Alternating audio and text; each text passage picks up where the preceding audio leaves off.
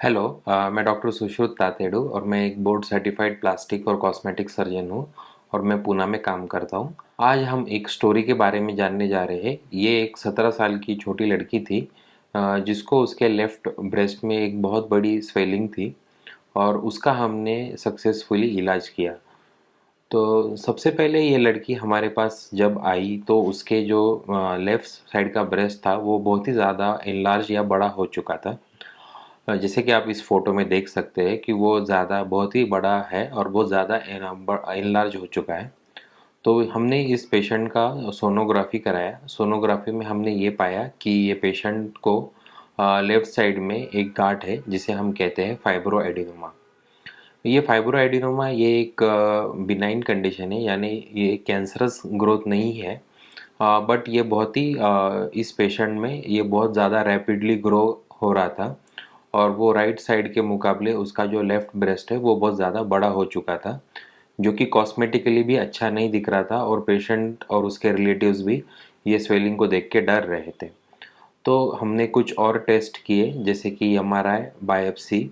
इन दोनों टेस्ट में हमने यही पाया कि ये फाइब्रोएडिनोमा है और हमने ये टेस्ट इसलिए करवाए क्योंकि ये जो स्वेलिंग थी कुछ अटिपिकल थी या कुछ हटके थी।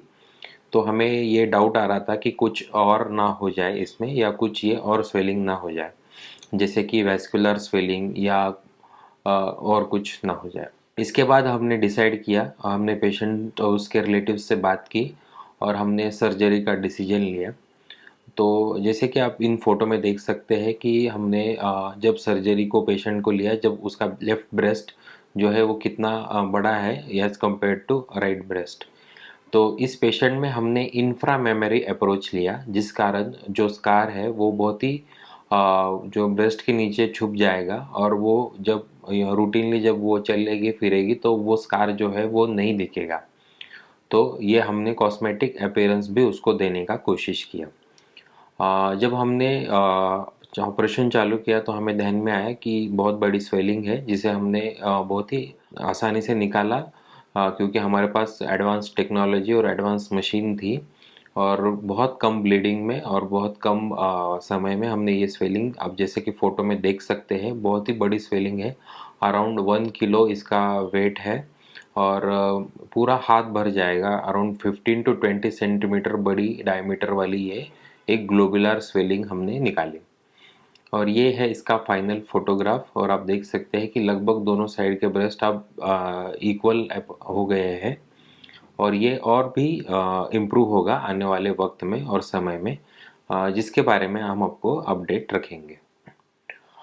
तो ये हो गया पेशेंट के बारे में। अब हम जानते हैं कि फाइब्रोएडिनोमा ये होता क्या है। यूजुअली फाइब्रोएडिनोमा ये यंग पेशेंट्स में या यंग गर्ल्स में दिखाई देता है। आप जैसे नॉर्मली जानते हैं कि दो प्रकार की गांठें होती है, एक तो बिनाइन और एक मैलिग्नेंट। बिनाइन यानी ये एक सादी गांठें होती है, ये कोई कैंसरस नहीं होती है। और मैलिग्नेंट यानी ये कैंसरस गांठें होती है।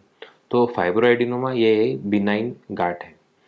ये यूजुअली यंग लड़कियों में आते हैं, 20s to 40s में यूजुअली ये गांठें प्रेजेंट होते हैं। जैसे कि ब्रेस्ट में कोई गांठ हो तो हमें कंसर्न होता है, तो आपको नज़दीकी सर्जन या प्लास्टिक सर्जन को दिखाना आपको बहुत ज़रूरी है। जब आप डॉक्टर को दिखाएंगे तब आपको हम क्लिनिकली एग्जामिन यानी आपको हम क्लिनिक में देखेंगे और उसके बाद हमें पता चलेगा कि ये एक बहुत ही टफ गांठ है, जो कि आपके ब्रेस्ट में है, बहुत ही इजीली मूवेबल है और बहुत ज़्यादा डिस्टिंक्ट हमें दिखाई देती है।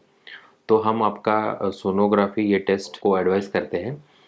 सोनोग्राफी टेस्ट का जो करने के बाद मोस्टली ये गांठ का डायग्नोसिस हो जाता है, पर कभी कभी बायोप्सी, एमआरआई और मैमोग्राफी ये 2 या 3 इन्वेस्टिगेशन भी बहुत कम केसेस में हमको एडवाइस करने पड़ सकते हैं। इसका जो ट्रीटमेंट होता है वो मोस्टली सर्जरी है, पर कभी कभी हम अगर ये कुछ पेशेंट्स में अगर वो सर्जरी से डरते हैं तो हम ये एडवाइस करते हैं कि आप हमारे रेगुलर फॉलोअप में रहिए। हम देखते हैं कि गांठ कैसी प्रोग्रेस होती है। अगर वो गांठ बढ़ रही है तो ही हम सर्जरी करेंगे। But due to some cosmetic reason, जैसे कि इस पेशेंट में था या कभी कभी पेशेंट या रिलेटिव्स में थोड़ा सा कैंसर को लेके डर होता है, तो ऐसी कंडीशन में ऑपरेशन करवा लेना बहुत ज़रूरी है।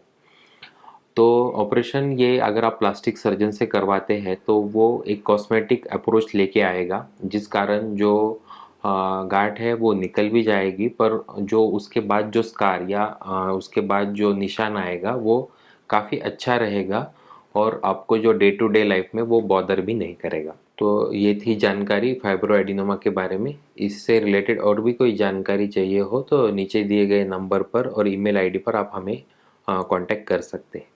Thank you.